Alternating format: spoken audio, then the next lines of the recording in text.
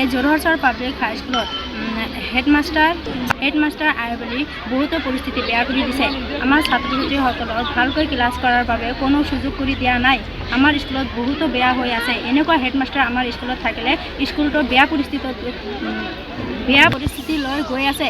এনেকুৱা শিক্ষক বা হেডমাষ্টাৰ আমাৰ কাৰণে বদলাই দিব লাগে। এডিসি এডুকেশন আছে মানে এলপি স্কুলত হাই স্কুল তাতে মানে শিক্ষকজনে প্ৰধান শিক্ষকজনে ক্লাছ নকৰে। আয়ুব আলী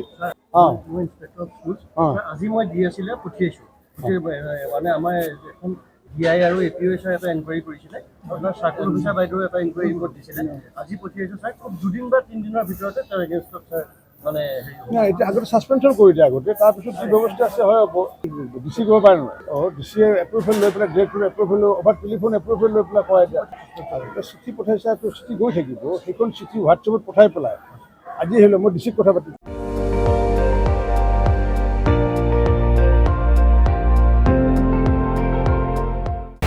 আপুনি চাই আছে ND24 সৰ্বশ্ৰেষ্ঠ নহয় সৰ্বোত্তমৰ দৌৰ।